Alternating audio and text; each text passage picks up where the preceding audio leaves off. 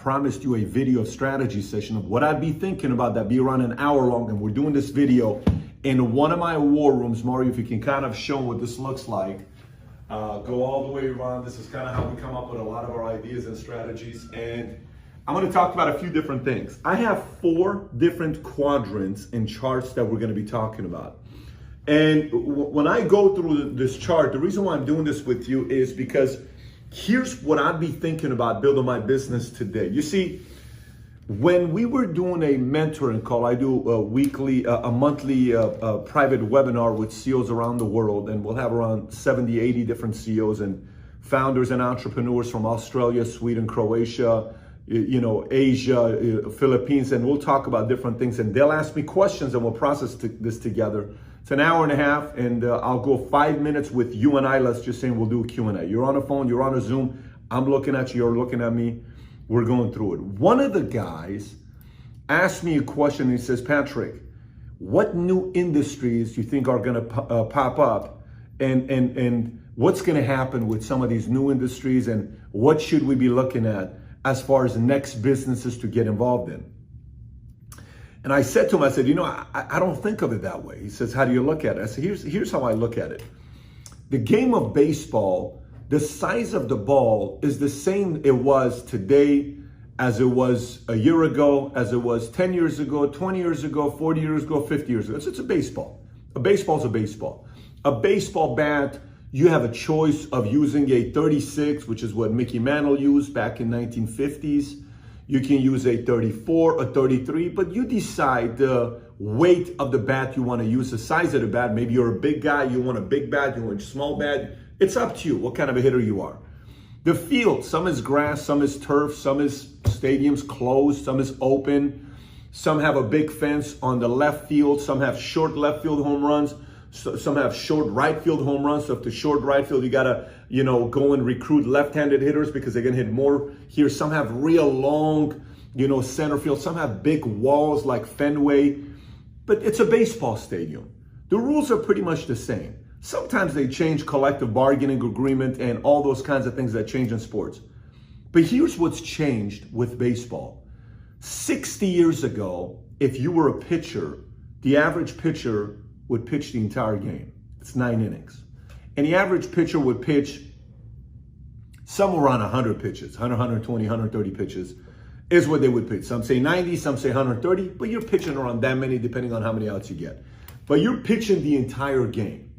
Then eventually one coach, skipper said, you know what, I don't know if we should have a pitcher pitch 9 innings. What if I have a pitcher pitch for 7 innings and I bring a relief pitcher, relief pitcher, he comes in, he relieves the starting pitcher and he pitches 2 innings. He's got a strong arm. He can pitch 100-mile-an-hour pitches or 95-mile-an-hour pitches for 2 innings. He's strong. My pitcher gets the win and the relief pitcher gets a save. So the concept of save started being used in Major League Baseball. This is when he had strong relief pitchers. Dennis Eckersley, famous Oakland A's pitcher, sidearm. He went from being a starting pitcher to being a relief pitcher. Lee Smith, a lot of people changed from being starting pitchers to being relief pitchers. So now the format went 7 innings, 2 innings, right? Starting pitcher, 7 innings, he gets relieved, 2 innings comes in, and he can do it every day. And that's pretty much what they did. So that's the pitching game. Right now, in the last couple years, Tampa Bay Devil Rays have changed it up a little bit. Very weird what they're doing. Them and Arizona Diamondbacks, a couple of these organizations are doing something very weird. What they're doing today is they're getting 3 pitchers to pitch. So the starting pitcher pitches 3 innings, then a middle level pitcher. There is no stats that he gets as far as save or win for the most part. So you got starting, middle, and relief pitcher at the end. Very interesting concept because to get a win, you have to pitch 5 innings to get a win. So they're trying to go to the 5, but if not, I know I'm going to get 3 pitchers that are going to give me 3 innings to pitch. And a lot of the competitors are sitting there saying, what the hell are these guys talking about? What do you mean we're taking that format? Now, for some of you guys that don't understand baseball, you're listening to the same path. I'm not understanding where you're going with this. Let me explain to you where I'm going with this. Baseball is baseball. The only thing that's changed is philosophies of how to approach the game. That is what's changed. And for you watching this, saying, very interesting, I just got what direction Pat's going with this. Today, I'm gonna talk to you about not necessarily what industry to choose or what industry to get involved in. You're already in an industry if you're watching this. You may be happy with it. You may not be happy with it. You may be getting the results that you want to get. You may not be getting the results that you want to get. You may be making money. You may be losing money. The reality of it is, prior to me even getting into any of this stuff, if you are not willing to outwork your competitors, if you're not willing to out-improve your competitors, if you're not willing to out-strategize, which is what we're going to talk about, your competitors, and if you're not willing to last, forget about it. You're not going to be able to compete in a marketplace for too long. So no matter how many books you read, no matter how hard you work, that part won't change. There's this idea that, in the world of business, you're going to, get in and everything's going to be great, fine, good and dandy. You're going to make your millions. It's going to be phenomenal. And it's always going to grow. It's not how business works. Businesses don't always grow. The same person that's winning today is not always winning. I spoke to one of the most controversial figures in the history of politics the last 4 decades. The man's name is Roger Stone. We did an exclusive 2-hour-long interview with him, and he said something very interesting. He says the evolution of fame, here's how it goes. Who's Roger Stone? Meaning, who the hell is Roger Stone? I've never heard that name before. And it's like, oh shit, get me Roger Stone. I want that guy. Then the next, because now you're so famous, then the next phase is what? You remember that Roger Stone guy? Yeah, what about him? Get me somebody like him. Phase number 3 of fame. And number 4 is, who's Roger Stone? I've never heard of this guy before, because you're relevant. I can say a lot of different business people to you that you're going to say, I've never heard of that guy before. Who is that guy? Because that's the evolution of fame. What does that mean? The idea is actually a little bit not encouraging to some people. Because you mean to tell me I'm going to be forgotten about? Yeah, odds are you're going to be forgotten about if you cannot last for a long time. The reason why he is remembered for 4 decades is because he's been relevant for 4 decades. The reason why Ray Charles and Sting are so famous and popular is because they had a #1 hit in 4 different decades. 4 different decades. See, that kind of stuff is very complicated. The reason why Michael Jordan is so legendary is because he had a 50-point game in 3 different decades. 3 or 4 different decades. He's the only guy that ever had a 50-point game in 3 different decades. He had it in the 50s, he had it in the 90s, and he had it in the 2000s. That's not an easy thing to do, to score 50 points. So relevancy, so you're wondering, saying, that's why people come to, Pat, I work 18 hours in a day. No one cares. I worked 100 hours this week. Many do it. I worked 100 hours this week, and I've done it for the last 12 months, minus Christmas and Thanksgiving. Those weeks I worked 60, 70 hours. Wow, good for you. You were able to last for 1 year, for 52 weeks. Now somebody says, dude, I've been working like that for a decade. Now that's some legit stuff. For a decade you can last, yes. Bill Gates says, I don't remember taking a vacation the first 20 years of Microsoft. No wonder Bill Gates is Bill Gates. Do you understand how this works out? So anything I talk to you about today, if you're not willing to outwork, out-improve, out-strategize, outlast, none of this stuff means your life is going to automatically change, because you still got to go out there and do the work, right? So let's go back to the messaging of what we're talking about. I'm giving this message to one of my clients, one of the CEOs I'm mentoring, and I'm telling him to look at his industry in a complete different way. Then the last person I'm talking to, he's a CEO, he runs a business where he makes cupcakes in Australia, I believe, right? Was he making cupcakes in Australia? Really, really unique cupcakes in Australia. And he is now expanding to go into China. Somebody from China wants him to franchise in China, and he was excited, but at the same time, here's what happened to him. He gives me his numbers, and he's doing really good. And I said, tell me your top line revenue in the last 3 years. And he gives it to me. His biggest year was, let's just say, a couple million in 2017, and then half, and then pretty much the same thing. So I said, let me ask you, what were your margins when you were doing what you were doing with this business? And he says, my margins were such and such. Nearly 40% margins, by the way. That means you do $1 million, you keep 40%, $400,000 you're netting. It's a beautiful margin to be a part of. And he got his business to go smaller. He shut down a couple shops because he was worried, what if the market tanks? I asked him a question. I said, listen, when do people buy cupcakes? Good times, bad times, or average times? He says, what do you mean? I said, I'm asking you a question.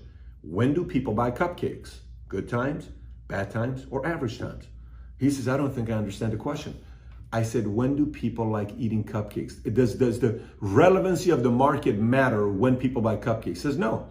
I said, when do people smoke more cigarettes? Good times or bad times? Interesting question. When do people buy more cigarettes? Good times or bad times? Everybody said, bad times. I said, exactly. Why? Smoke, like Philip Morris, they're crushing it because people are buying more cigarettes because they're stressed out. They're buying more cigarettes. I thought the market tanked. We're not supposed to smoke more cigarettes and businesses are supposed to be affected. When do people buy more alcohol? When their lives are doing good or when their life is in shambles? When did you drink a lot of alcohol? After a breakup? After getting fired? After a heartbreak? After losing your business? Do you see how this works out? So market tanks, alcohol goes up. So I said, why are you so worried about what's going to happen with your business? Because your business is doing good. The moral of the story with that one is, before I get into the strategies, the following. If you're not optimistic, if you're not confident, if you're not playing ball, if you're not risky, if you're not pushing the envelope, strategy means nothing. Let me say this one more time. If you're not confident, if you're not playing ball, if you're not taking risks, if you're not pushing the envelope, nothing I talk about today matters. Nothing. Zero. It means nothing to you. So, moral of the story. Number one, industries are not going to change. Yes, some of them are going to come and they're going to be different. We're like, virtual reality, all this. Yes, that kind of stuff. I get it. Some things are going to be taking place. But sometimes you have to go look at the old industry on how you can philosophically change the approach of way of business being done, which is what we're going to talk about. Second thing I talked about is nothing I talk about today is going to matter if you outwork, if you don't outwork, out improve, out strategize, outlast. And the last thing I talk to you about before I get into this is the fact that if you are not willing to be confident, take risks, push the envelope, nothing I talk about matters today. So let's set those three aside. Now let's go into strategies. So when you look at these four different quadrants I got the Michael Porter quadrant, which we'll talk about here in a minute. He's a guy I had on last week. Forbes calls him the best business professor we've ever had, is who they call Michael Porter. Michael Porter's a genius when it comes down to competitive strategy. He was just on Valuetainment. We're going to talk about my strategy quadrant, PVD strategy quadrant. We'll talk about that here in a minute. We'll talk about Blue Ocean strategy quadrant. And then obviously Kiyosaki's quadrant. So let's start off with this one here first, and then we'll work our way up. So assuming where you are after you bought this book, you may be an employee, you may be a self-employed salesperson, you may be a business owner, many different types of people are going to buy this book, Your Next 5 Moves. Well, let's talk about positioning for you first. So you got the employee, left side of the quadrant, you got the employee, you got the self-employed. Then you got the business owner, you got the investor side, right? So the employee and self-employed, where are you right now positioning for yourself? Are you here, here? Are you here, here? So now let's go through them. When I worked at Bally's, I was a what? I was an employee. When I worked at Morgan Stanley, I was a what? I was an employee. When I worked at a different place and I'm selling in, Transamerica, I'm a self-employed salesperson, right? When you're here, your income has a lot to do with your compensation structure, wherever you're positioned at. If you're working as an employee, if you bring constant value to the company to the point where you're irreplaceable, let me explain. If you're an employee, you're bringing constant value to the company where you eventually become irreplaceable, you now have a leverage to say, look, I feel I deserve more money. I'd like to participate in profit sharing. I'd like to participate in getting bigger bonuses, and I'd like to possibly find out what I need to do to own a piece of this whole thing. Yesterday, one of the clients I was talking about, he runs a real estate company, and he's done a very good job with this company. And I said, what's your frustration with the company? He says, I just want to leave. I want to buy myself out and I want to leave. I said, okay, let's just say you do that. Why don't you want to stay? He said, I can't stand working where I'm working at right now. I said, what's your biggest frustration? He said, the owners here are not treating me well, and I'm pretty much doing everything for the company. I said, why don't you go and ask them for equity? He said, they would never say yes. I said, how do you know? You ever put that in an email? He said, no. I said, why don't you put that in an email? Then if they say no, then if you decide to leave, that makes sense. But at least put it in an email and tell them, here's what I'm interested in. He says, no problem. That's what I'm going to be doing. But remember, if you're watching and say, that's what I'm going to do right now, but you're replaceable, they will laugh at you.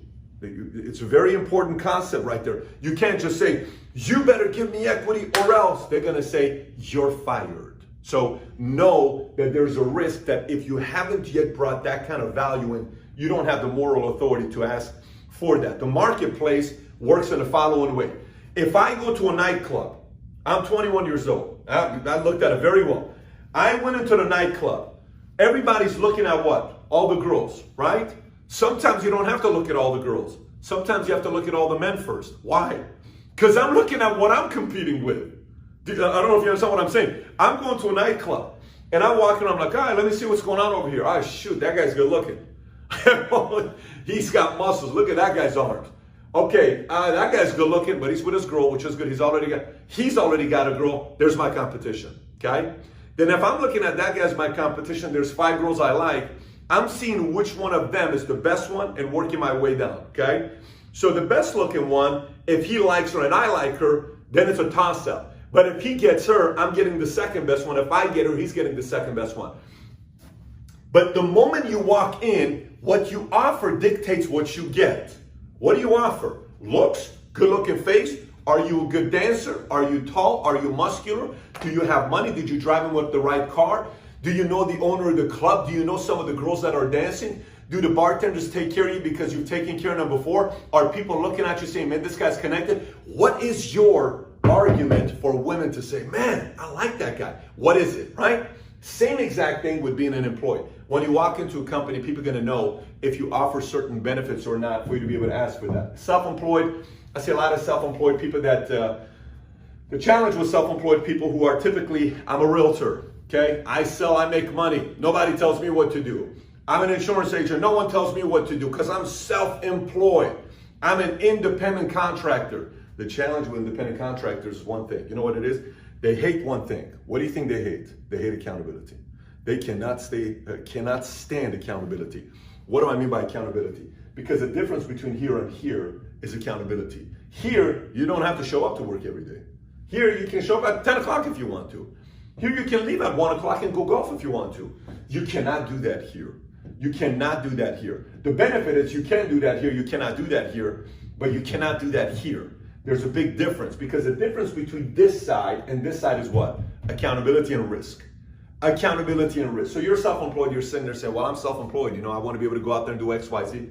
Great, like solopreneur. I'm like the 4-hour work week guy. I like to go with my laptop and I'm a laptop entrepreneur. Look at me, I'm in such and such place and I still make $1,800 a day. If that's the life you want to live, more power to you. Nothing wrong with that. But if you do want to create and build a massive company, massive organization, be a leader, voice, influences, you got to go this way. So now let's talk about business owner and investor. Today, if I'm you, I'm thinking about it from a couple different standpoints. Number one, I'm either starting a business myself, okay, today. Number two, I'm working with somebody that's starting a business to shadow. Or number three, I'm teaming up with somebody that I know is going places to own a piece of the company that he is building. But I'm going here today. So if you're an employee of a big company, leave and go to a startup. If you're working for a massive company and one of the guys is thinking about leaving and starting a company, consider moving with him. Why? Because you have an opportunity to scale something. That's one opportunity you got to look at right now. It's a lot of risky. It's a lot of risk. The company could go out of business. You could lose all the money. And you could be in the marketplace going back to your former employer.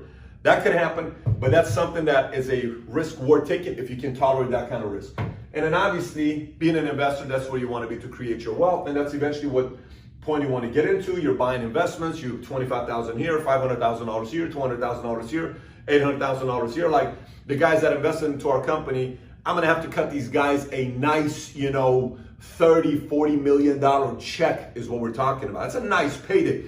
They didn't work like we did, but they brought the money, they took the risk, we made the investment, we took advantage of it, and then all of a sudden, boom, they're getting their returns. The same people that are making 30, 40 million with me, they're also losing millions elsewhere because other investments are not going well. So you figure out to balance, one does very well, the other 5 do bad, and this one allows you to make a few $1 million, you hedge the difference, right? So quadrant right here. So if I'm thinking you, I'm figuring out how I'm going to decide if I'm you. It's like a graduating thing. You go from there to here, there to here, there to here, but each one of them requires a new mindset and the ability to earn the right to get to the next level. So let's skip this. Now let's go over here. Okay.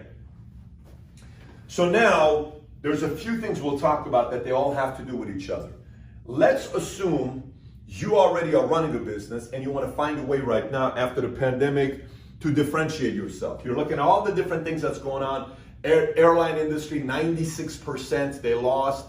Even Buffett said we made a mistake investing into airlines. He wasn't holding back when he said that. He says, I've made a lot of mistakes. This is one of the mistakes, was taking a position with airline industries. You know how insulting that is to the airline industry? For Warren Buffett to say that, like buyers are like, wait, what? I'm selling. That's what Buffett said. Okay, if you haven't seen it, he said in the last couple of weeks. So now, what do they do? What does a hotel business do? I made a suggestion the other day. I said, if I'm in a hotel business, I'm signing a contract with the government. Why? Because we noticed what happened with hospitals. If we don't have enough hospital beds, I'm going to sign a multi-billion-dollar contract with the government that when we have another pandemic during that 2 months, my Hilton becomes your hospital. But guess what, government? What? You're going to pay me a discounted rate of 20% for my room rate. So it's my room rate's $169. You'll be paying 20% on $169. Take off $34. That's what you're going to pay for my room night times, whatever amount of rooms that I have. And for how many days you want. Why? That allows me to stay in business as a hotel, because my hotel becomes a hospital for a month or 2 months. So I don't lose all my employees. I, as a hotel owner, Hyatt, Hilton, all of these guys, Marriott, I'm negotiating those contracts with the federal government right now. Why am I going to the government? Here's why.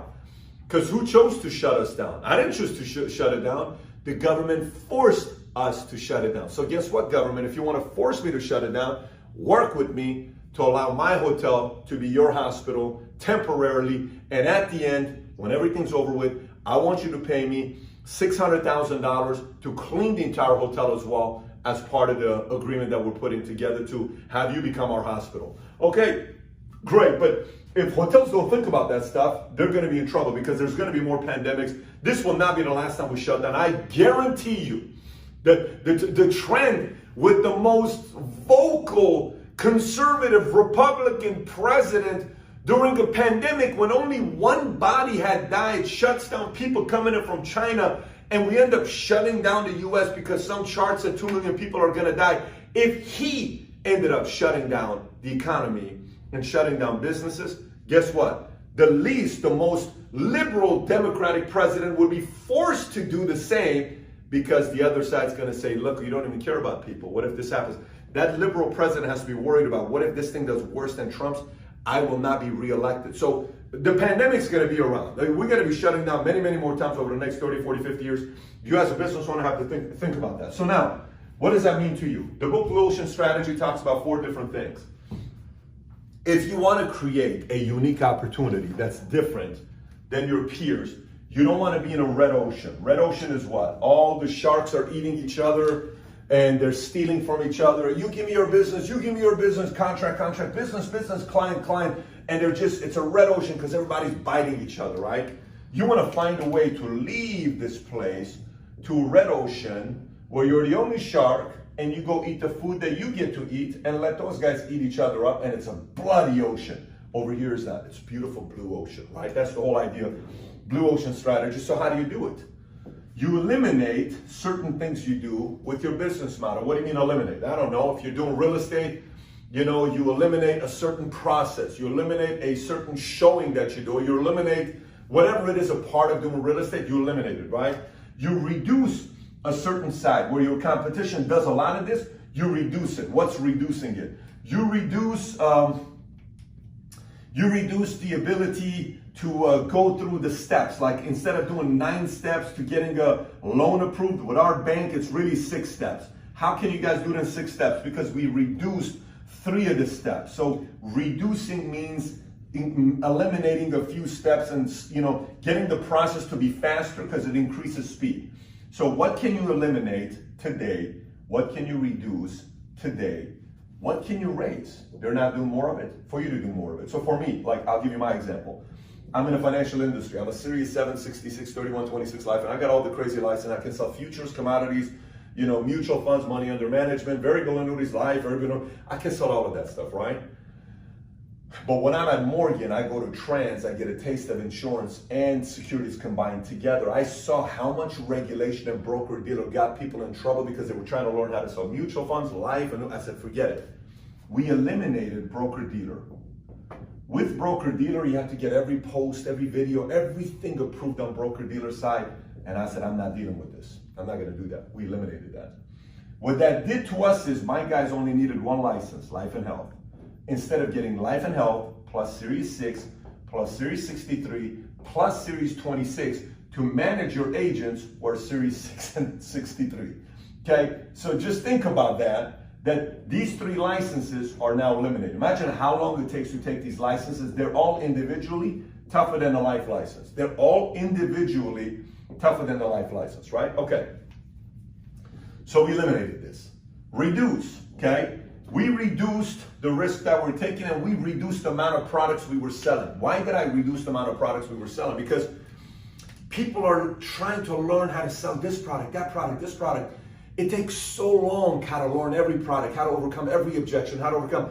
I said, forget it. We're making it life and health products. Why? It's easy. You got to learn how to sell life products. You got to learn how to sell annuity products. That's all we were doing. Not even health, life and annuities. Okay, that worked because the speed of learning and selling was faster. Raise. We focused on raising the amount of women we recruited. The industry doesn't recruit women. The average agent was a 59-year-old white male, okay? That's according to LIMRA. So I said, okay, if that's what we're doing, we're gonna recruit women, we're gonna recruit youngins in their 30s, millennials, okay? And we're gonna recruit anybody, multicultural. So for us, we're 50% something Latino, we're 18% African American, and then boom, boom, boom, boom, boom, right?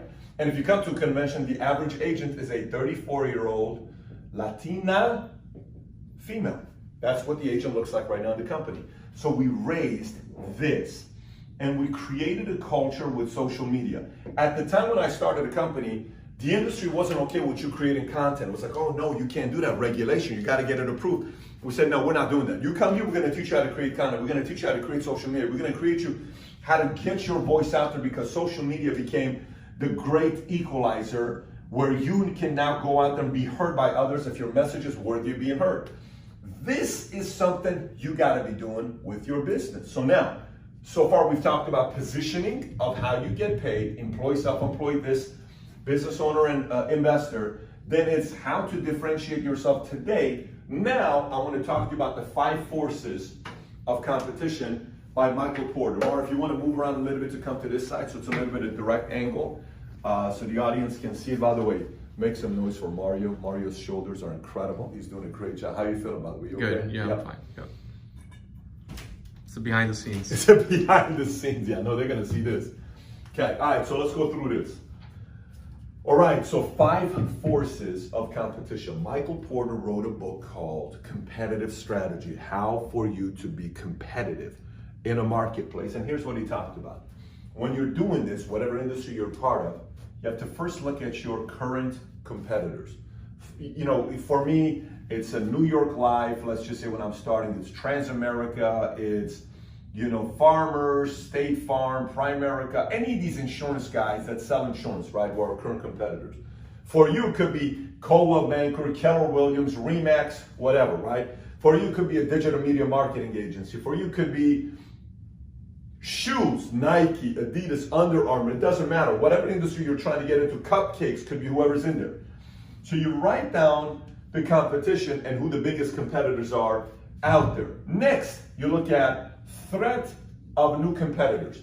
If you wanted to compete against these guys, if you did want to compete against these guys, what kind of threats are there? What is the barrier to enter? For example, you know, if the industry we're looking at is Pepsi and Coca-Cola, right?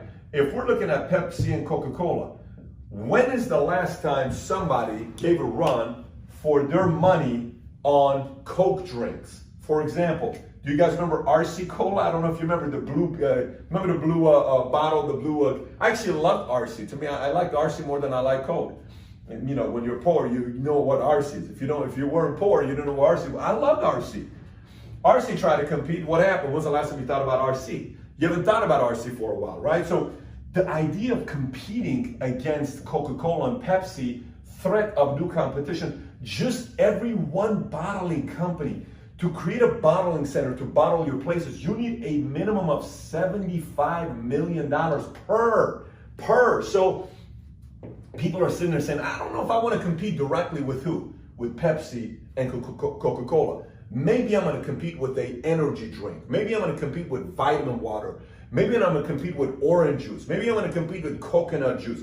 So the angle you take is a different angle. So what are the threats of new competitors? Who's right now trying to compete and threaten your competition and the people that you're going up against? Next, once you look at this, the next thing you look at the industry is, what is the threat of substitute product? Is there anything that's going on right now? So, you know, these are new competitors, but on the product side. So for me, these are the main competitors on the financial side. I'm trying to go in. Who else right now is trying to compete against these guys? Let me study them. What approach are they taking? Then, threat of substitute products.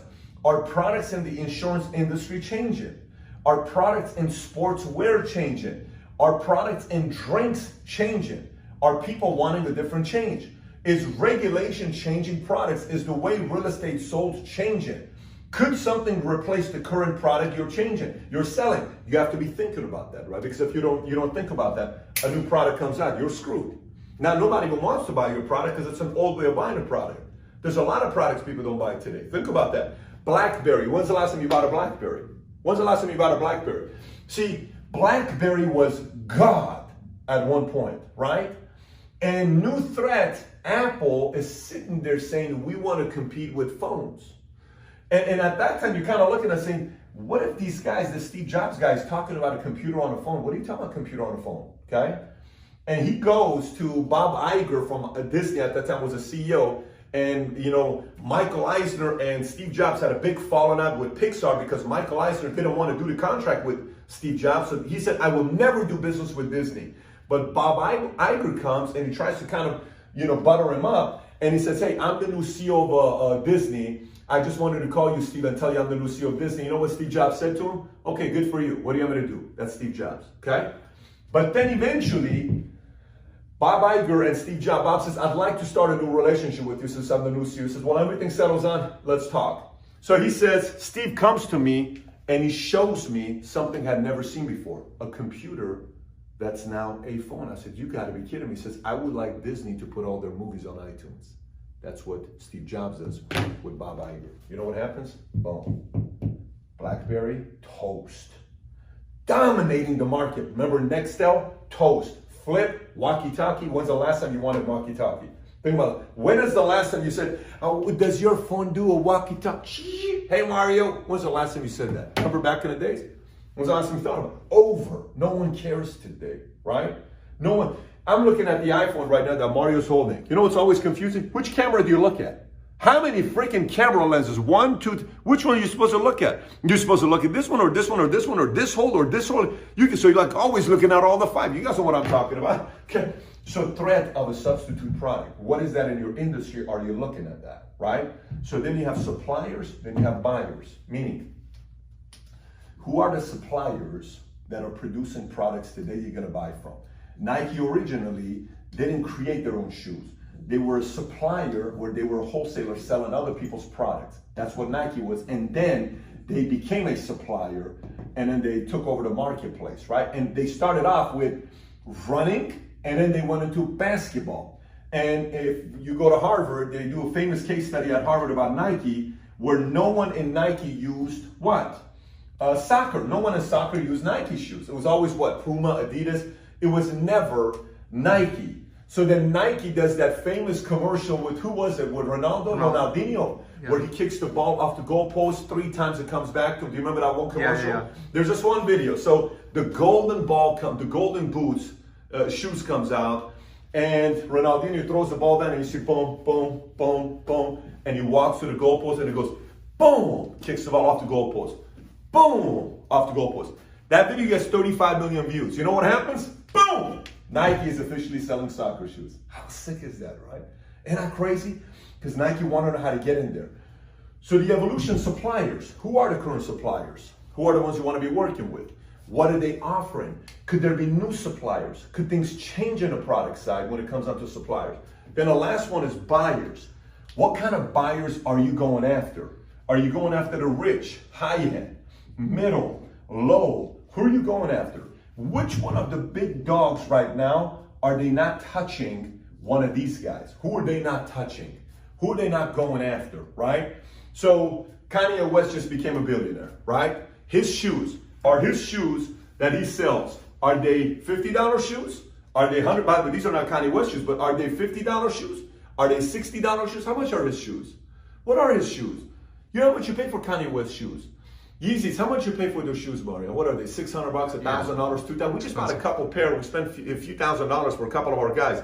Okay, you decide. He says, I'm not going to $150 shoes. I'm not doing $99 shoes. I'm doing $600 shoes. Who the hell does $600 shoes? Why would you do $600 shoes? Guess what? There's a market for it. And people are buying them, okay? There's a market for them. This shoes right here. I own 2 of these because I bought the first one. It was so comfortable. I bought the second one. Do you know why I bought 2 of these? These are older Xenias. These are not the latest one. You know why I bought 2 of these? Because I don't have to do nothing. Watch, boom, boom, done. How many seconds was that? 1.5 seconds? And it's off when I come home, okay? You know how much these are? Tech Merino Xenia. You're gonna spend probably $400 or $500 on these. These, $400 or $500. Now, you can go to DSW and find a shoe like this that looks just like it for $40, for $50. But I buy these from Xenia. Why? I'm an executive. I like Xenia. Xenia suits fit my body right. So when I go into Xenia, they attracted a market like me, okay, versus the boxy suits. Canali sometimes is boxy. Hugo Boss is also tapered.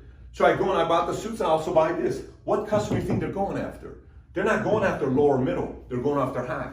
Somebody who buys Xenia has to be able to afford Xenia, okay? Somebody who goes to Macy's doesn't have to afford Xenia. There's a different market. So which buyers do you want to go after? I remember when we started our company, our guys would say, well, what are we gonna do if we attract a guy that comes to us and he's a big time producer and he wants to be able to do this and we can't offer, what do we do? That's not my customer. What do you mean? I'm not trying to be everything to everybody. Neither is Nike, neither is Xenia, neither is New York Life, neither is Pepsi or Coca-Cola, neither is a lot of people, especially when they start off with. Nike said, we just want to wholesale.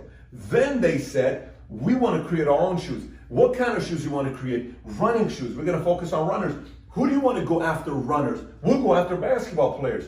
Then they got lucky and they landed Michael. After they landed Michael, then they wanted to go soccer because soccer's global. When they got soccer global, then Nike's everywhere. Because if you can get soccer, you're in every country in the world. So, but there was an evolution to it. So the reason why I'm sharing this with you is for you to start thinking about your own way of strategizing right now, going and saying, well, who are the current competitors? Who are the new threats that are coming up? What could change with the product? What suppliers are we currently working with? Who would I like to work with? Do I want to be a supplier? Who are my buyers? What kind of buyers do I want to work with? What buyers do I want to ship? Do I want to go to these guys? Do I want to go volume, high volume? Which one do I want to do? So now, when we know positioning on where you want to be to create your wealth during and after the pandemic, now that we know how to create a blue ocean format for yourself, and by the way, you can do this, you can be in a company right now, and you can do blue ocean in a way for you to differentiate yourself of what kind of an executive to be in a company. This is not just about business. This is what kind of an executive to be. This is what kind of a boyfriend to be, girlfriend to be, spouse to be. This is what kind of a look to have when you go out. Every one of these things applies to everything you do in your life. So if we use this for fashion, eliminate, reduce, raise, create. Okay, eliminate what? Socks. I'm gonna stop wearing socks. Fashionable, right? I don't wear socks. You don't wanna wear socks? I don't wanna wear socks. What are you gonna reduce? I'm gonna reduce jewelry off my body. I'm not gonna wear jewelry. Okay, great. What are you gonna raise? I'm gonna raise tattoo, arm sleeve is what I'm gonna do. I'm gonna create an arm sleeve tattoo. What are you gonna raise? I'm gonna raise my hair, or it doesn't matter. This whole thing applies to everything for you to be unique in the marketplace. positioning for wealth, positioning on how to be unique, positioning on how to compete against your competitors. And now that we have those three in place, now what kind of a leader do you become to grow your business? What kind of a business leader do you become to grow your business? For me, as a CEO, I was sitting there asking myself, Pat, how are you going to lead your company every day? Yesterday, one of the questions I was asked by one of the guys was, Pat, I now have a COO. My partner and I have split up responsibilities. He's the COO, I'm the CEO. He says, but I don't have as much work as I did before. What do I do? What an interesting question. What happens when you get to a CEO and you hire a lot of different people, now you bought your time back, right? Essentially, you bought your time back. So now what do? What do you do now? Buffett says, I read all day long, 4 or 5 hours a day. Why are you reading all day long? He's trying to see what's going on in the marketplace, right? But if he wasn't a person that hired a bunch of different people, he wouldn't have time to be able to read, right? So he says, I read all day long. So what does this mean to you if you want to be a leader? See, for me, there's two ways to grow your business. One is linear. The other one is exponential. Linear, your company grows like this. Just a gradual growth. Some of the stuff you do behavior-wise that grows. What's linear? Operations. You work on your operations all the time. How we flow, how customers comes through, and sales process, the funnels, the technology, what we do with customer service scripts and sales scripts. That's operations. Okay, you set up your operations properly. But that still only grows linear. Operations doesn't help you produce exponential growth, right? Sales, biz dev, what is that? You go around networking, you're shaking hands, you're meeting new people, you're recruiting, and you're sitting down and saying, hey, you know what, I want to network at this networking event on my industry, insurance, finance, technology, real estate, doesn't matter. You go to these events and you're biz dev, you're networking. Because one good relationship could change the game for you, right? It's great, but it's still only linear. Still not exponential. Exponential is when your business has a life of its own. I learned a long time ago, exponential was two things. Exponential is an incredible, innovative campaign. A great innovative campaign changes your game like this. What do I mean by a great innovative campaign? Have you ever bought a Coke with someone's name on it, and you bought it just because their name was on it and delivered it to them? That's called Share a Coke. Share a Coke with Bobby. Oh my gosh, Bobby's my Coke. You don't even drink Coke. I buy this one because Bob, hey, look what I got you. Share a Coke with Bobby. Hey, Bobby. Share a Coke with Patrick. Share a Coke with Cindy, Mario, Larry. You buy it, you give it to somebody. What a brilliant marketing to do, right? Share a Coke. Share a Coke. Real estate did this a long time ago. The American dream starts with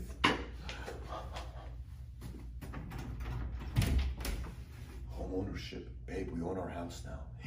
This is the American dream. The American dream is about buying a house. The American dream is about living in your house. It's not your house. Technically, it's the bank's house. You just gave the bank a few $1,000s and said you're going to pay a payment for 30 years. You own the house in 30 years. You don't own the house. You don't own the house. The bank owns the house for 30 years or 20 years or 15 years. You don't own the house. But what a great marketing gimmick that worked to convince tens of millions of Americans that American dream starts with what? Home ownership. That's an innovative campaign. That's a marketing campaign. So for us, we had multiple innovative campaigns.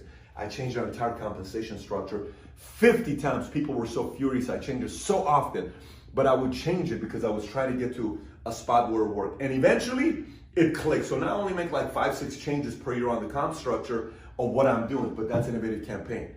Certain things you do with the way you're running your business model is an innovative campaign. This takes you doing this.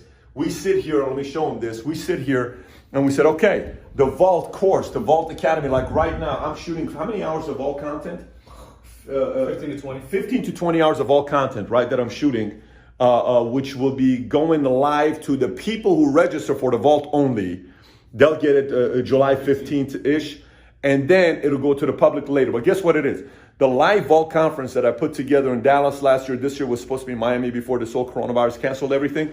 It's all recorded here and then some, and with a manual. So how do we do it? How do we format it? How do we put it together? That's part of the campaign on how we were formatting the whole content. This is all part of your next innovative campaign. And last but not least is what? Leadership development. It's the last one. Let me explain to you what I mean by leadership development. If you know how to build leaders, you will forever be needed. If you know how to, develop players, people will always want to run with you. If you have a reputation in the marketplace of building leaders, people want to be around you. If you have a reputation of helping people around you become millionaires, others want to work with you. Because if they work with you, they'll become a millionaire. When Jobs worked at Apple and a bunch of people became wealthy, when he went to Pixar, a bunch of people said, I want to go with you to Pixar. It doesn't, because you run with this person, we're going to become wealthy, right? We're going to make money. That's the structure of what happens with that. So leadership development. If you know how to build leaders and if you know how to recruit talent that are leaders and you bring them to your company, one ridiculous leader changes the game. I'll give you a perfect example. I recruited a husband and wife called Sheena Matsupala. I brought them in, okay? And they came in and Matt used to be in the Marines for many years, and Sheena went to university, I believe in Pittsburgh, very well-known university. She was an athlete, she was a softball player, and they came on board, and I took them to Dubai, and we had some time together, and I said, listen, we want to play ball. What do you guys want to do? And I had a conversation with them in their Escalade. And I'm in Chicago. It's 1 o'clock in the morning. And Matt is a very talented guy. He's had his own show, MSNBC. He's done a lot of different things in his career. People in Chicago knew who he was. Connected guy, good-looking guy, life of the party, the whole nine. Just a 6'4", 6'5" Filipino guy, looks like a model. They call him the Filipino Barbie. Good-looking guy, okay? So very good-looking couple together. And I said, look, here's what you need to know with me. He said, what? I said, you've probably gotten attention all the time in your life, and most people are probably intimidated of telling you what to do or challenging you. I said, I'm not that guy. I said, if you know how to be coachable and listen to the direction I've given you, I'm one of the best in the marketplace. I know how to lead you. If you do. If you don't, I won't push you. But you tell me tonight at 1 o'clock what you guys want to do. Like this, no hesitation. Pat, we're in. What do you want to do? No problem. Then I'm good, right? They get started with us. The year prior to that, collectively, they only made $160,000. They come, they make $222 first year, $660 second year, $1 million their third year. This year we're gonna pay them $2 million. Last month we paid them $221 in 1 month, right? What happened there? One leader changes the face of your company for you. One. But you gotta have the right philosophies of developing leaders, right principles of developing leaders, right environment to create peer pressure of expectation of what to do, what it's like, all of that combined together. When you do that, the rest is history. When I say the rest is history, I mean the rest is history when you do that. So what's the moral of the story here with the last one?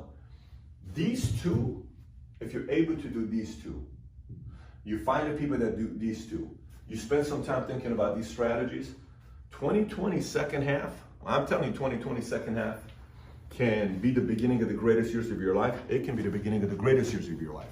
So this is one of the reasons, Mario, if you want to flip that so you can set it on there, because I'm going to go here for a few minutes. So this is why I wrote this book. This is why I wrote the book, Your Next 5 Moves. I'm not selling it to you. You've already bought it, or else you wouldn't get this video. Your Next 5 Moves.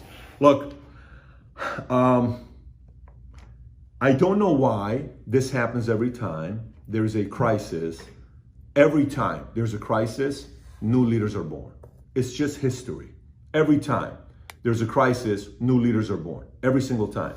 But those new leaders who are born, they're also very good at disappearing for a day or two and going away and mapping out what they're gonna be doing. What I talked to you about here, this is not a 1 hour meeting you need to have with yourself and your business partner. This is not a 2 hour meeting. This is an all day meeting. Gang, I've done strategy sessions that's 3, 4, 5 days where I rent out a house and we go and all we do is strategize for 3, 4, 5 days. We're taking our guys next month to Breakers, and at Breakers Hotel in West Palm Beach, and it's 4 nights. Guess what we're doing for 4 nights? We're strategizing the entire time together. We're watching documentaries together, and I'm going through the documentary to get a certain mindset instilled in my guys after watching the documentary. Why am I doing this? Leadership development, it's all a part of it, right? So for you, if you sit there and you're listening to this and you're saying, wow, that was pretty deep right there. We've been going for how long now? I think about an hour right now we've been going. What does it say time on your phone? 10 more minutes. 10 more minutes, 50 minutes. Yeah, so we've been going for about a good 50 minutes, one take. And I want you guys to know that I can't do this one take if I don't do this all the time. I've done this God knows how many times. I do this with my eyes closed because I'm always doing this. This is my game. I play this game and I'm very good at this game. But I used to suck at this game. But I wanted to be great at this game. I wanted to be great at this game. We made the book of the month again this month, Mastery. One of the reasons why I made book of the month for our entire company this month again, Mastery. The last time I had that as a book of the month was 4 years ago. I made a book of the month, Mastery, again is because this whole thing we're sharing with you and we're talking about, if you're somebody that's watching and saying, man, if I could master one thing in my life, what would it be? What's the one thing if I could master one thing in my life? What would it be for you? Business, people, strategy? What would it be? What would that one thing be? What if you said, I want to master the game I'm in? What if you said, I want to be one of the masters in my game? That's why they call it the Masters in golf tournament. Masters. Because you're going to be a master in the game of what? Golf. That's why they call it Grand Masters in the game of chess. Masters. That's why in martial arts, he's a Grand Master. Why? He's mastered his art. What have you mastered in your life? I looked at myself and I said, Pat, you've not mastered anything in your life. I was 30 years old. You learned how to make money. You made millions. You're an insurance guy. You're a financial guy. You're doing good. But do you want to be a master at your trade? Yes. I said, I'm going to make a 10-year run because I want to be a master at what I do. That's what I did. And all of this stuff I'm sharing with you, gang, I just want you to know, you can do the same as well. This is not some stuff that I'm talking about. You can do the same.